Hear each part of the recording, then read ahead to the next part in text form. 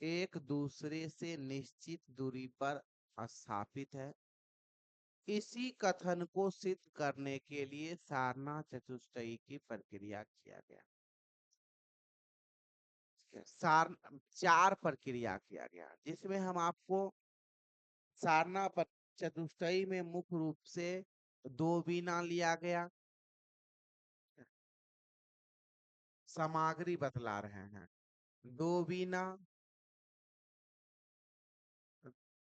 एक सम या दो एक समान बीना लिया गया। दो एक समान बीना लिया गया। एक का नाम रखे उन्होंने ध्रुव बीना। ध्रुव बीना। दूसरा का नाम रखा उन्होंने और ध्रुव बीना। ध्रुव बीना को अचल बीना कहा जाता है।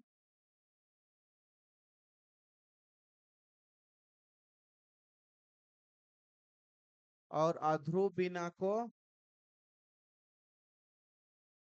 चल बीना कहा जाता है। दोनों बीना, दोनों पर जो है सो नौ नौ तार थे। नौ तार दोनों को मिलाया गया। कहाँ, किस ग्राम से? दोनों को मिलाया गया षडज ग्राम के अनुसार।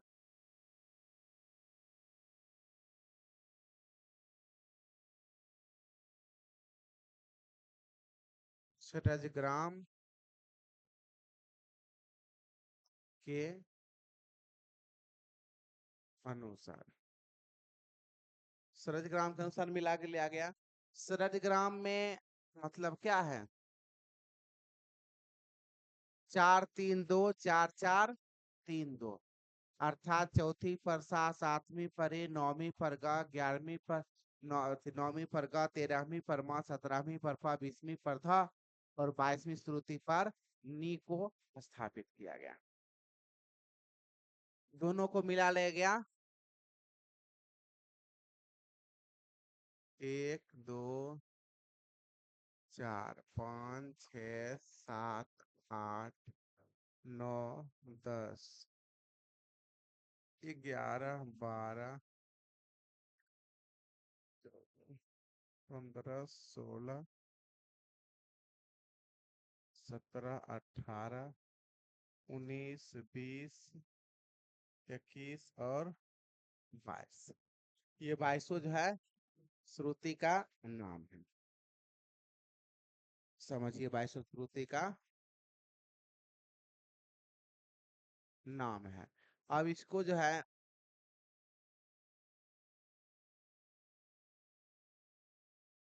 22 श्रुति का नाम है। इसको स्थापित कर, इसको मानिए कंस ध्रुव बीना। ध्रुव बीना।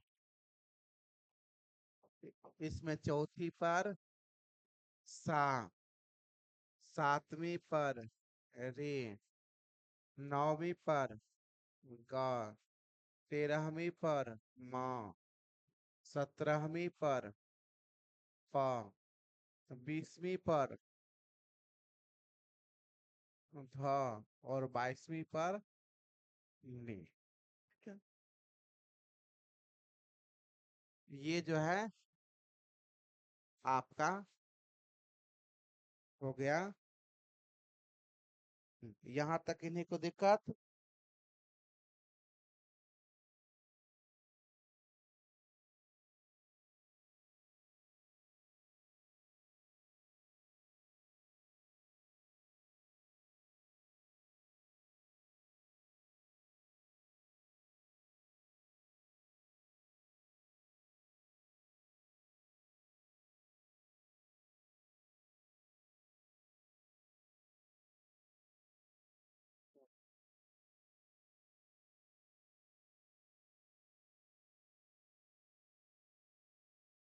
अब देखिए क्या हुआ कि प्रथम सारना में सबसे पहले क्या किए कि पंचम श्रुति को एक श्रुति पंचम स्वर को एक श्रुति नीचे उतार दिया। एक श्रुति जब नीचे उतारे प्रथम सारना में, प्रथम सारना, फिर ऐसे ही लिखाएगा 1 2 3 4 5 10 11 12 13 14 15 16 17 18 19 20 21 और 22।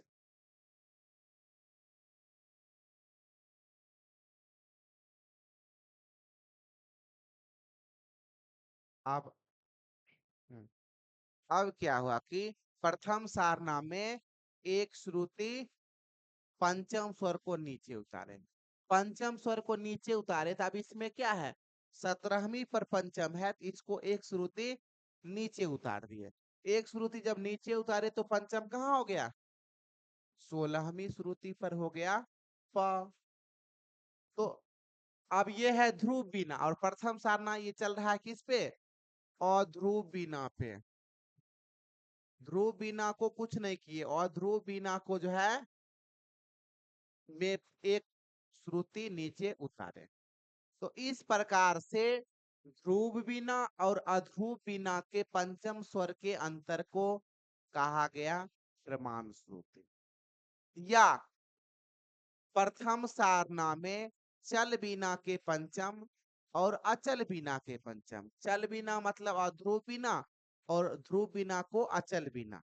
तो चल बीना के पंचम और अचल बीना के पंचम दोनों के बीच की दूरी को क्या कहते हैं, प्रमाण श्रुति कहते हैं, जो हम आपको प्रमाण श्रुति की परिभाषा में लिखाए होंगे। बाकी इस सारना से प्रमाण श्रुति की प्राप्ति हुई, और सभी स्वर जो है क्या हुआ, फिर इसके अनुसार एक श्रुति नीचे उतर गया, क्योंकि इसको जब हम ट्यूनिंग करेंगे तो पंचम जब एक श्रुति नीचा है तो सापों का संवाद नहीं बनेगा। तो इसमें क्या हुआ कि संवाद ट्यूनिंग करने के लिए सभी को क्या करेंगे, एक श्रुति नीचे उतारेंगे। तो मध्यम जो है 13वीं पर ये आ गया, 12वीं पर म, 9वीं से ये आ गया 8वीं पर ग, 7 से ये आ गया 6ठी पर रे, 4 से तीसरी पर सा, उधर भी 20वीं से 19वीं पर ध, और 22वीं श्रुति से 21वीं पर नी। ये हुआ प्रथम सारना। द्वितीय सारना में फिर क्या किए, द्वितीय सारना, द्वितीय सारना में पुनः यहीं से क्या किए, पुनः पंचम स्वर को एक श्रुति नीचे उतारे। तो प्रथम सारना में जो पंचम था, देखिए ध्यान देखिएगा, इसको अचल बीना को कुछ नहीं किए, चल बीना में से जो है पंचम को नीचे उतारे। तो पंचम को जब नीचे उतारेंगे तो 1 2 3 4 5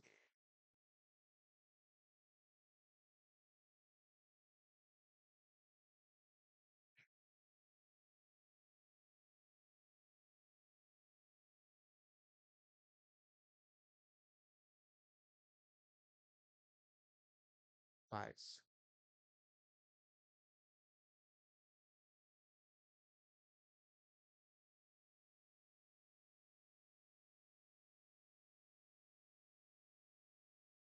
अब देखिए, ये इसमें से पुनः क्या हुआ कि प्रथम सारना के बाद दूसरा सारना में क्या किया, प्रथम सारना के अनुसार फिर पंचम स्वर को नीचे, तो 16वीं पर पंचम है, तो द्वितीय सारना में उतार के कहाँ ले आए, 15वीं पर पंचम ले आए,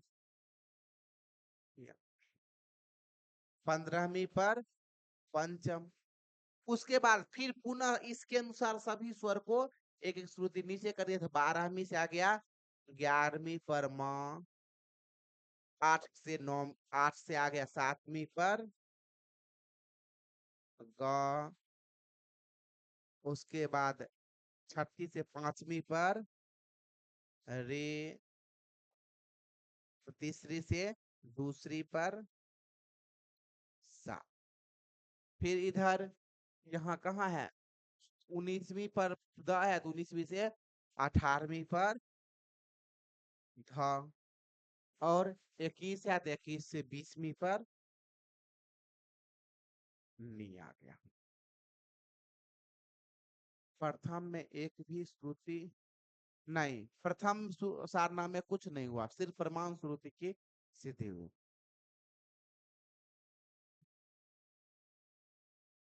प्राचीन स्वर वही तो कह रहे हैं, प्राचीन श्रुति स्वर व्यवस्था का स्वर सारना भारत की है ना, ये द्वितीय सारना हुआ। अब इसमें देखिए निष्कर्ष में क्या है कि द्वितीय सारनाम देखिए, अचल भी ध्रुव बीना देखिए, और ये द्वितीय सारनाम देखिए। तो ध्रुव बीना में क्या है कि देखिए चौथी श्रुति पर इसमें कोई स्वर नहीं है, सातवीं श्रुति पर यहाँ है रे ग, और यहाँ पर सातवीं श्रुति पर क्या है रे। तो यानी कि द्वितीय सारना में गांधार स्वर ऋषभ स्वर के समान हो गया, और इधर निषाद स्वर जो है वह धैवत स्वर के समान हो गया। निषाद स्वर धैवत स्वर के समान हो गया, और गांधार स्वर जो है वह ऋषभ के समान हो गया। तो द्वितीय सारना में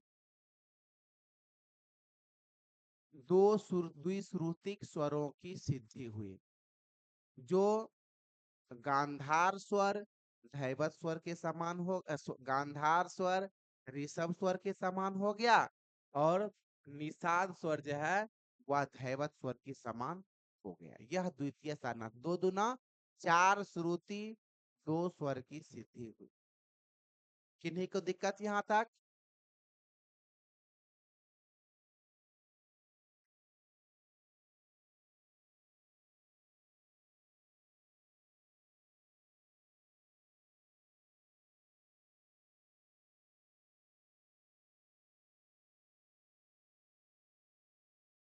तृतीय सारना में, तृतीय सारना में क्या किए, पुनः जो है तीर्थ द्वितीय सारना याद रखिएगा, इसी जगह करते हैं।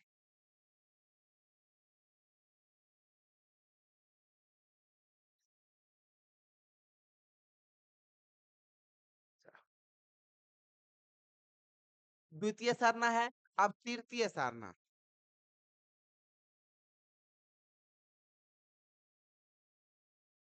तृतीय सारना, तृतीय सारना।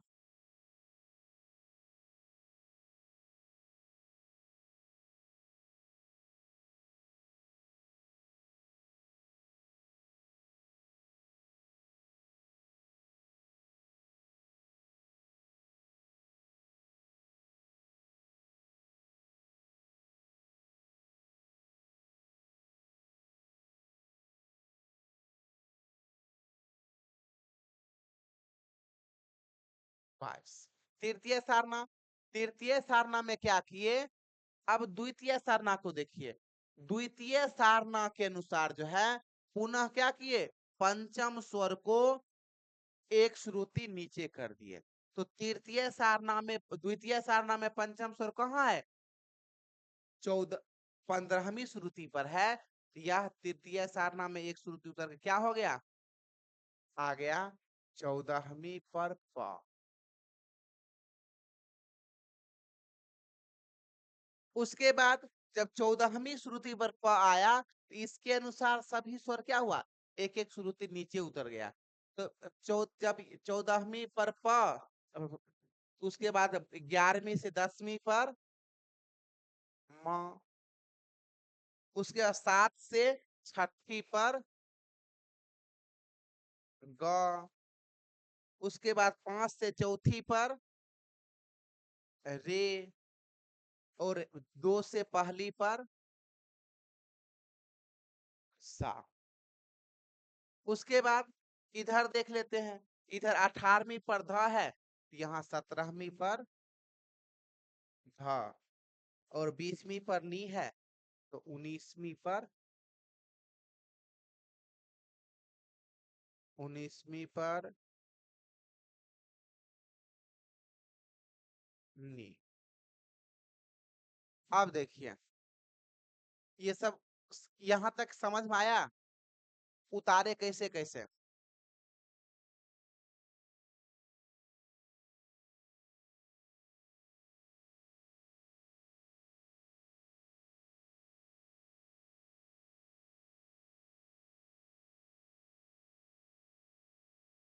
अब निष्कर्ष देखिए क्या क्या मिल रहा है, मिलाइए तृतीय सारना और ध्रुव बिना से। तृतीय सारना और ध्रुव बिना से मिलाइए, देखिए क्या क्या मिल रहा है। चौथी पर यहाँ है, चौथी श्रुति पर रे है, जबकि यहाँ चौथी श्रुति पर क्या है, सा है। तो चौथी अर्थात तृतीय सारना में ऋषभ स्वर षडज स्वर के समान हो गया। ठीक है, तृतीय सारना में ऋषभ स्वर षडज स्वर के समान हो गया। उधर देखिए कौन सा स्वर किसके समान हुआ, यहाँ देखिए 17वीं पर धैवत है और यहाँ 17वीं पर क्या है, पंचम है। तो धैवत स्वर जो है वह पंचम स्वर के समान हो गया। तो तृतीय सारना में दो स्वरों की सिद्धि हुई। कौन कौन सा स्वर, धैवत और ऋषभ, या ऋषभ और धैवत। तो ऋषभ और धैवत की कितनी श्रुतियां होती है, 3 श्रुतियां होती है। तो 3 दूना 6 श्रुति की सिद्धि हुई। प्रथम सारना में कितने स्वरों की सिद्धि हुई थी, प्रथम सारना में किन किन स्वरों की सिद्धि हुई,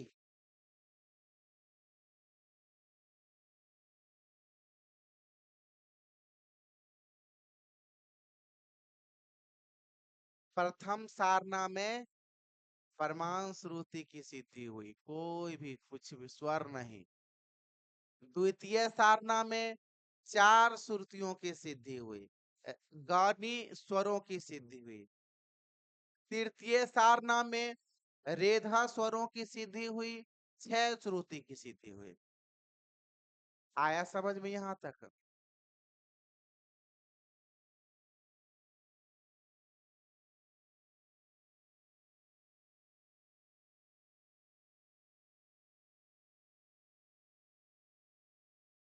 अब देखिए चतुर्थ सारना की ओर चलते हैं। अब तृतीय सारना को ध्यान रखे रहिएगा, तब चतुर्थ सारना में, और निष्कर्ष याद रखिएगा।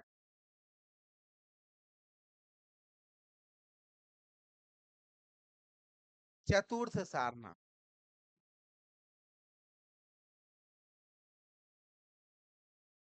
चतुर्थ सारना, सब ये बच्चे का खेल है, कुछ होने किए।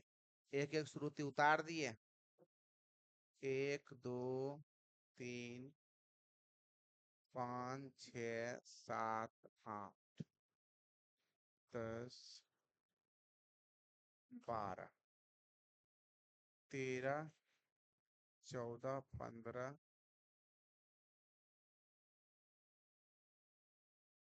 19 20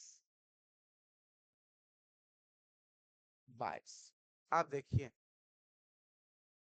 तृतीय सारना से हम आगे बढ़ते हैं, मतलब सारना मिला के 22 श्रुति की सिद्धि हुई, बस यही उनका कथन ही था। अब देखिए तृतीय सारना में क्या है, पंचम स्वर है 14वीं श्रुति पर। तृतीय सारना में पंचम स्वर है 14वीं श्रुति पर, ये उतर के कहा आ गया, तृतीय सारना में पंचम स्वर है 14वीं पर, ये उतर के आ गया कहा, 13वीं श्रुति पर।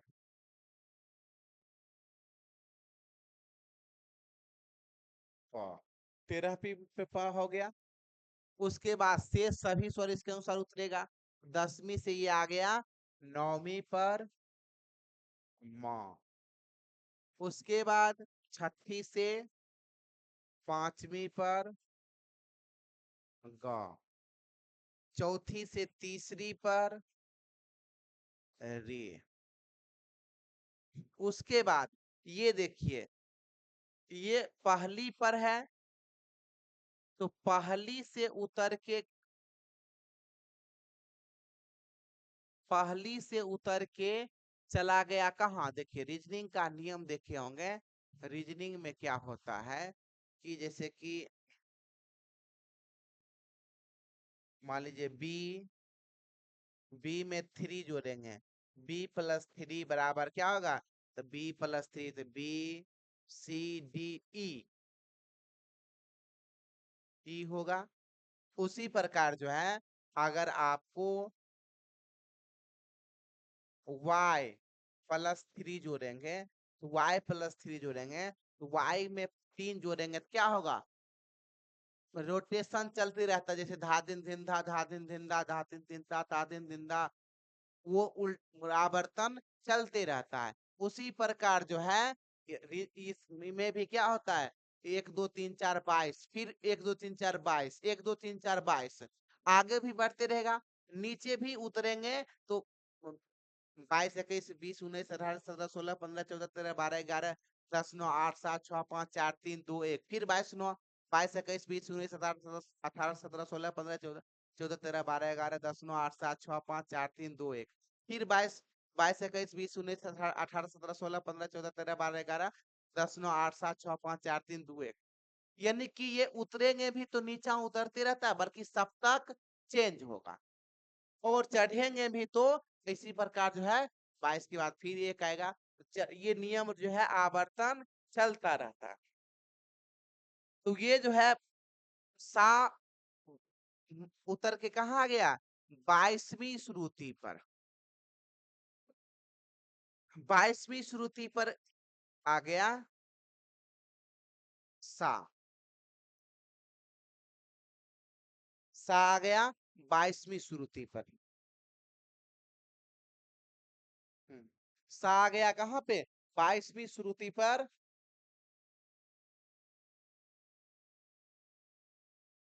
सा आ गया 22वीं पर। इधर 17वीं से 16वीं पर आ गया धैवत। 19वीं से 18वीं पर आ गया नी। अब देखिए, अब कंपेयर कीजिए, यहाँ देखिए 22वीं श्रुति पर क्या है? नी है। इधर उतरा है तो इधर भी तो 22वीं श्रुति पर मंद सप्तक का क्या होगा? नी होगा। मंद्र नी होगा 22वीं पर। अब कंपेयर कीजिए, देखिए कहाँ कहाँ मिल रहा है। तो देखिए 22वीं पर यहाँ सा आ गया, और यहाँ 22वीं श्रुति पर नी विराजमान है। उसके बाद 9वीं पर देखिए, 9वीं पर क्या है? यहाँ 9वीं पर ग है, जबकि हमारा चौथी सारना में 9वीं श्रुति पर म आ गया है। उसके बाद और देखिए 13वीं श्रुति पर यहाँ पर क्या है? म है, जबकि यहाँ चतुर्थ सारना में 13वीं श्रुति पर प आ गया है। तो 3 स्वरों की सिद्धि हुई इसमें, सा म प। ठीक है, सरज मध्यम और पंचम 3 स्वरों की सिद्धि हुई है चतुर्थ सारना में। तो तीनों है चतुश्रुतिक स्वर। तो चतुश्रुतिक स्वर तीनों है, तो 4+4+4 बराबर 12 श्रुति हो गया, और 3 स्वर हो गया। तो प्रथम सारना में परमाणु श्रुति की प्राप्ति हुई। द्वितीय सारना में गांधार स्वर धैवत स्वर के समान हो गया। सॉरी, गांधार स्वर ऋषभ स्वर के समान हो गया। निषाद स्वर धैवत स्वर के समान हो गया। तृतीय सारना में त्रिश्रुतिक स्वर की सिद्धि हुई। तो त्रिश्रुतिक स्वर कौन कौन है? तो धैवत स्वर पंचम स्वर के समान हो गया, ऋषभ स्वर सरस स्वर के समान हो गया। चतुर्थ सारना में चतुश्रुतिक स्वर की सिद्धि हुई। सारना में चतुश्रुतिक स्वर की सिद्धि हुई। अब चतुश्रुतिक स्वर कौन कौन है? सा म प। तो सा निषाद के समान हो गया, मध्यम गांधार के समान हो गया, और पंचम जो है वह मध्यम के समान हो गया। यही है सारना का निष्कर्ष। आया समझ में?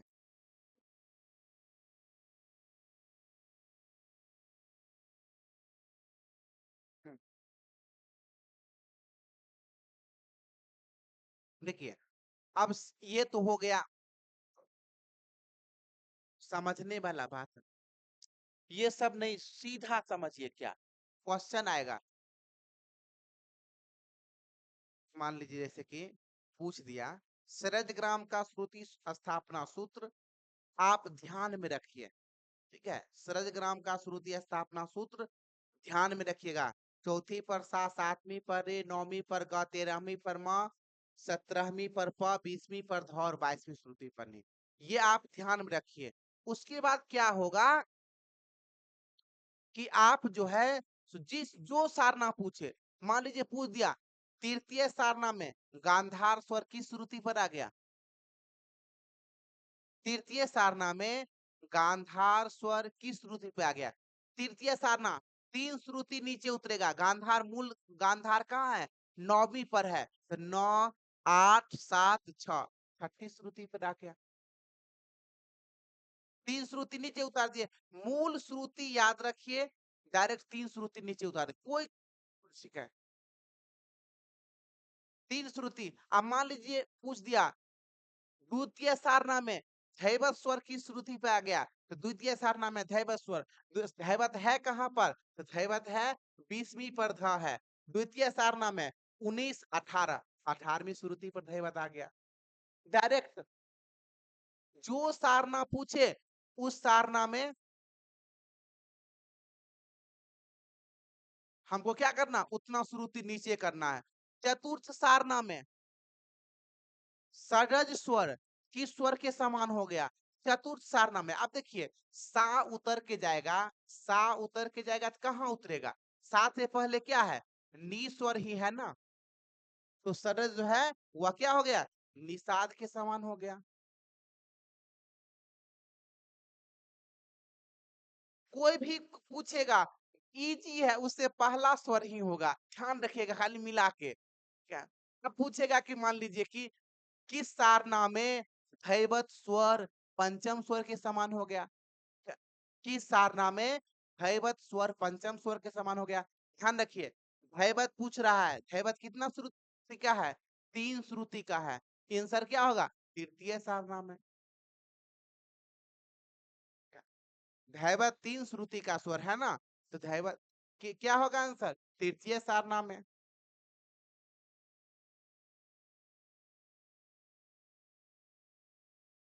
किस सारना में मध्यम स्वर गांधार के समान हो गया?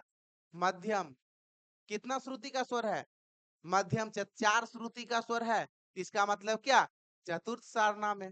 डायरेक्ट कॉन्सेप्ट क्लियर, कोई टेंशन नहीं लेना है। जितना श्रुति का होगा उतना श्रुति को हमको कर लेना है। किस द्वितीय सारना में गांधार स्वर किस स्वर के समान हो गया? तो गांधार उतर के कहाँ जाएगा? दो स्वर नहीं उतरता है, गांधार उतरेगा तो कहाँ आएगा? ऋषभ के आएगा, तो ऋषभ के समान हो गया।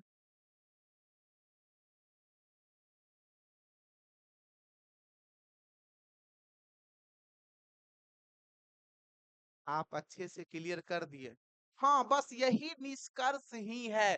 ठीक है, उतना बतलाए आपको समझने के लिए। जब आप एग्जाम आर में लिखते हैं, बना के लिखिए पूरा। ठीक है, लेकिन अगर सीधा उतारे, जो पूछे वो उतार लीजिए सीधे डायरेक्ट।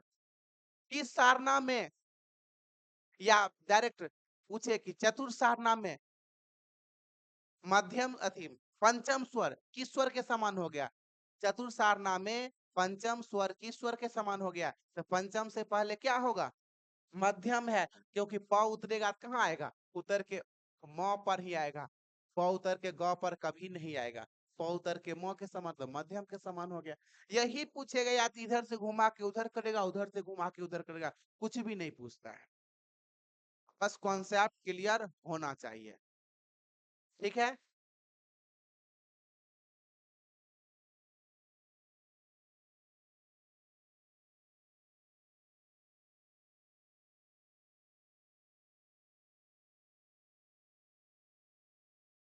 बना बना के लिखते रहिए, इस पर ये चला गया, इस पे ये चला गया। परीक्षा में कॉपी भरते रहिए, भरते रहिए। चलिए रहने दीजिए, अच्छा से बेहतर से याद कीजिए। फिर आगे कल सारणदेव के सारना है, बृहस्पति की सारना है, ओंकारनाथ ठाकुर की सारना है। सब समझा देंगे इजी वे में। चलिए ठीक है, इन करते हैं।